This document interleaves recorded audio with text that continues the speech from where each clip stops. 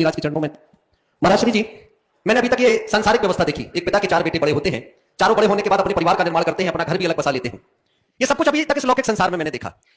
और पहले मैं देखा करता था, जब आचार्य भगवान गुरुदेव श्री विद्यासागर जी महामुनिराज जी हम सबके समक्ष थे, हर दीक्षार्थी का एक ही भाव होता था कि हम आचार्य श्री जी के हस्तकमलों से दीक्षा को प्राप्त करें। लेकिन दौर बदला, समय बदला, और वर्तमान परिवेश में हम सब परिवर्तन देख रहे हैं। उसे देख करके ऐसा लगता है कि आने वाले समय में नमोकार मंत्र की 5 पंक्तियों में 3 ही बच पाएंगी, क्योंकि तीसरी पंक्ति से 5वीं पंक्ति का निर्माण होता आया है। नमो आईरी आडम हम सारे लोगों ने सुना है, आचार्यों को नमन किया है, जिन्होंने साधुओं को दीक्षा दी, तो 5वीं पंक्ति का निर्माण हुआ। लेकिन वर्तमान संदर्भों में ऐसा हो रहा है कि सीधे सीधे दीक्षाएं अब मुनि ही दीक्षार्थियों को देने लगे हैं, या यूं कहूं कि दीक्षार्थियों को दीक्षा का इतना अधिक वो जल्दबाजी है कि वो सीधे सीधे मुनि चरणों में पहुंचने लगे हैं। हम श्रावकों को बोलने का कोई अधिकार नहीं है। हम श्रावक किसी की दीक्षा में कभी कोई अंतराय डालना भी नहीं चाहते, क्योंकि कभी हमारी दीक्षा हुई तो ऐसे ही अंतराय आने लगेंगे। लेकिन एक प्रश्न तो मानस में भर करके सामने आता है कि आज दिल्ली में अलग दीक्षाएं होने वाली हैं। दीक्षा की अनुमोदन तो हम सारे लोग करते हैं, लेकिन एक मुनि द्वारा, पूज्य मुनिवर द्वारा ब्रह्मचारियों को दीक्षा दी जा रही है। ये किन संदर्भों में हो रहा है? अगर सही है तो हम सबको स्वीकार है। लेकिन महाराज श्री, एक बात आपसे कहना चाहूंगा, अगर आज इस बात को आप सही स्वीकार करते हैं तो मंच पर विराजित क्षुल्लक गणों की ओर मेरी दृष्टि जाती है, जो आत्मस्थ है, साधनारत है। इनका एक एक दिन भी बहुमूल्य है। अगर मुनि दीक्षा दे सकते हैं तो इन क्षुल्लक महाराजों को दीक्षा आप क्यों नहीं देते कि इनकी पद की उन्नति हो, और अगर उस पद की उन्नति में वे साधना करें तो अपने कर्मों की निर्जरा अधिक करेंगे। इन ब्रह्मचारी गणों की ओर मैं देखता हूं, आदर्श ब्रह्मचारी दिखाई देते हैं। अगर ये ब्रह्मचारी बनकर के तब साधना कर रहे हैं, अगर मुनि दीक्षा दे सकते तो आप इनको दीक्षा क्यों नहीं दे देते कि ये भी अलग क्षुल्लक मुनि बनकर के साधना करें और ये भी असाध्य से पुण्य संचित करें और कर्मों की निर्जरा करें। ऐसा कुछ अगर आपके मन में हम सबके निवेदन से भाव अगर है तो ऐसा कुछ भी करें तो संस्कार धानी जबलपुर में ही करें। तो देखो भाई, बातें तो आपने बहुत सारी कह दी, और आप लोग तो कहते ही रहते हो, कहना आप लोगों का काम है। पर सबसे पहली बात तो मैं आप सबसे ये कहता हूं कि सवाल वही उठाओ तुम जिसके लायक हो, और वही उठाओ जहां उठाना चाहिए। जहां तक दीक्षा का अधिकारी कौन है, तो पूरी परंपरा को देख लो, जो वैराग्य से प्रेरित होकर के आया है। सैकड़ों मुनियों ने मुनियों को दीक्षा दी है। पुराण भरे पड़े हैं, आगम भरे पड़े। पुराणों में तो इन मुनि से उन्हें दीक्षा ली, इन मुनि से उन्हें दीक्षा ली, जब वैराग हुआ खत्म कहानी, भरे पड़े। आचार्य पुष्पदंत ने अपने भांजे जिनपालित को जब मुनि दीक्षा दी थी तब वो मुनि थे। अदूर मत जाओ, गुरुनाम गुरु ज्ञान सागर जी महाराज ने जब गुरुदेव को दीक्षा दी तो वो मुनि थे, आचार्य नहीं। सवाल उठाने वालों को इतिहास भी पलट कर देखना चाहिए।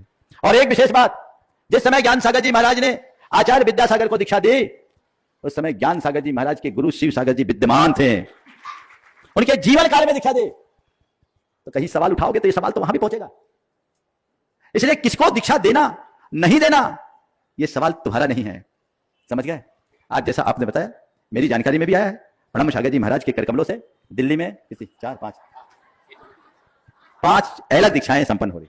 अच्छी बात है, इसमें सोचने की क्या बात, इससे संघ का विस्तार ही हो रहा है। मैं तो ये मानता हूं कि उन्होंने जो भी किया होगा वही किया है जो उनको गुरुदेव ने कहा है, समझ गए। आपने मुझसे कहा है कि इन क्षुल्लक के लिए क्या करना है, इसकी चिंता तुम्हें नहीं करना। हमें गुरु ने जब इनको भेजा था तभी यह संदेश भेज दिया कि इन्हें भेज रहा हूं, इनका पालन पोषण आपको करना है और आपको ही आगे बढ़ाना है। तो जिसको हमारे गुरु ने हमें एक दायित्व के रूप में सौंपा है, तो उसको संभालने में आपको सोचने की जरूरत नहीं है, समझ गए। ये तो गुरु आज्ञा है, और संघों का विस्तार इसी तरीके से होता है। हमारे गुरुदेव की दृष्टि बहुत व्यापक थी। दुर्भाग्य है कि लोग उसको समझ नहीं पा रहे और अपने अपने तरीके से उसकी व्याख्या और विवेचना कर रहे हैं। हम लोग कुछ बोलते नहीं है और बोलना चाहते नहीं है, और नहीं से बोलने का विषय समझते हैं। आपने सवाल उठा दिया, ये सवाल का विषय नहीं है, और तुम्हें सवाल उठाने का हक ही नहीं है। सवाल उठाए तो जो संबद्ध है वो उठाए।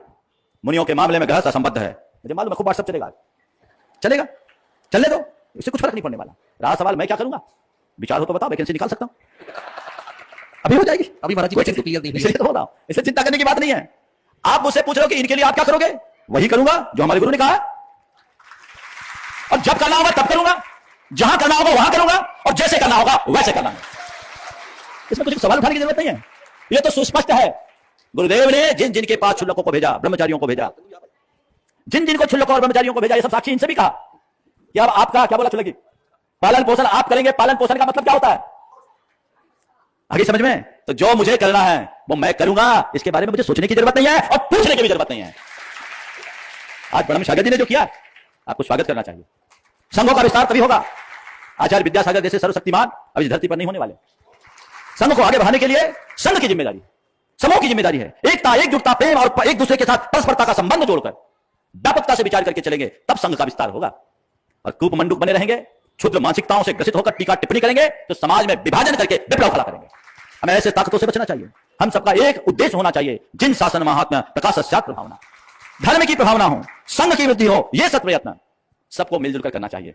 मैं समझ रहा हूं अमित हमसे यह कहलवाने के लिए सवाल किया, वो तो यार वो बहुत तीखा तीर मारता है। मैं मान रहा हूं ये जो बोला अमित ने उसके विचार नहीं है, पर वो चाह रहा होगा कि महाराज अभी तक कभी कुछ बोले नहीं, इनसे बुलवा लो। अब जवाब तो देना ही पड़ेगा। पर बंधुओं, मैं जवाब देता हूं, प्रतिक्रिया नहीं करता। मेरी कोई प्रतिक्रिया नहीं है, मैं रिएक्ट नहीं करता, रिस्पॉन्स देता हूं, और रिस्पॉन्स देना मेरी जिम्मेदारी है, क्योंकि मैं रिस्पॉन्सिबल सीट पर बैठा हूं। आज ये पूरे संघ की जवाबदारी मेरे ऊपर है, मुझे संभालना है। मेरे गुरु ने कहा है तो मैं करूंगा, जब करना होगा, जैसे करना होगा, मेरी मर्जी। रहा सवाल, तुम्हें लेना है तो श्रीफल लेके आओ, विचार करूंगा। तुम श्रीफल लेके आओ, विचार करूंगा। इनने तो अपना समर्पण कर दिया, इनके मन में कोई विकल्प नहीं, तो तुम विकल्प काय कर रहे हो? जब इनका भाग जगेगा, आपने कहा संस्कार धानी में हो जाए, तो अगर इनके संस्कार धानी में ही बदे होंगे तो वो भी हो जाएगा। देखो क्या क्या होता है। अभी तो वो सब हुआ है जो तुमने नहीं सोचा, हमने नहीं सोचा, और कहीं ये सब कुछ भी होना होगा तो वो भी हो जाएगा। ऐसे कौन सी बात? मैं आज में जीता हूं, विकल्प नहीं करता, मजे में रहता हूं और मजे से रखता हूं। सबको वही दिशा रखनी चाहिए, सबको वही दृष्टि रखनी चाहिए। भाई अमित ने जो बात आज रखी है निश्चित, लेकिन मैं इस विषय में आप सबसे कहता हूं, समाज में जो गृहस्थों के द्वारा, गृहस्थ नहीं, चंद लोगों के द्वारा जिस तरह की छीटाकसियां और साधुओं के विरुद्ध टिप्पणी की जा रही है, वो जहर फैलाने का काम किया जा रहा है। ऐसा काम मत कीजिए। संघ को विस्तारित करने का रास्ता देखिए, परंपराओं को देखिए, हमारे गुरुदेव को देखिए, उनके जीवन काल में भी उनके शिष्यों ने दिखाई दी, पर उनकी सोच कितनी व्यापक थी, उन्होंने कोई प्रतिक्रियाएं करी? तुम हल्ला मचाना शुरू करते हो, तुम गुरु भक्त हो, तुम धर्मानुरागी हो, तो तुम्हारे अंदर समझ होनी चाहिए, संयम होनी चाहिए, मर्यादा होनी चाहिए, सकारात्मकता होनी चाहिए। ये सवाल तुम्हें नहीं उठाना, सवाल उठाए तो हेडक्वार्टर उठाए ना, संबद्ध व्यक्ति उठाए, तुम्हारे पास इसे उठाने का कोई राइट नहीं है। समझ गए? तो फिर ठीक है, जरूरत हो व्यवस्था है हमारे पास, आगे भावना भाई है, इसलिए देखते रहिएगा आज अपने बीच अहमदाबाद। ये तो हो गया सवाल पूरा। अच्छा और कोई निवेदन? ये कार्य होना है तो इसी शहर में हो, ये कार्य होना है तो इसी शहर में हो, भावना भाव अगर इस शहर में बना होगा तो हो जाएगा। अभी हमें कुछ पता नहीं है, होना होगा तो हो जाएगा। दिल्ली में आज हुआ, कल तक पता नहीं था, आज मालूम पड़ा, कल शाम को थोड़ी थोड़ी कुछ भलक थी, आज हो गया, सुबुगाहट थी। अब यहां भी जो होना होगा, एक बात ध्यान रखना, हमारे पास जो होगा ठोक के होगा, महर्षि पहले से घोषित करके होगा, वो चोरी छुपे काम नहीं होगा। क्यों? क्योंकि जो मैं कर रहा हूं अपने गुरु की आज्ञा से करूंगा। इसमें किसी प्रकार का संकोच की बात नहीं, ना मैं संकोच रखता हूं, ना किसी को संकोच में फंसाता हूं, क्योंकि मुझे मेरी मर्यादा का पता है और मैं मर्यादा में रहता हूं, मर्यादा का पाठ पढ़ाता हूं, उस तरीके से चलूंगा। इसलिए कोई सोचने की बात नहीं है, मुझे क्या करना है, कब करना है, ये मैं जानता हूं, और जो मैं करूंगा, जब करना होगा तब करूंगा। आपकी भावना है, आ जाओ, और दो चार आने वाले हो संस्कार धानी के तो कोई दिक्कत नहीं, मंच तो बहुत बड़ा है, व्यवस्था हमारे पास है, ये सब ध्यान रख सकते हैं। बहुत बहुत महर्षि, एक भावना अमित ने भाई थी कुंडलपुर में, तो उसका स्वरूप है कि आप मंच पर हैं। आज इसने जो भावना भाई है, शायद वो भी प्रतिभूत हो जाए। बिल्कुल हो, भावना भाव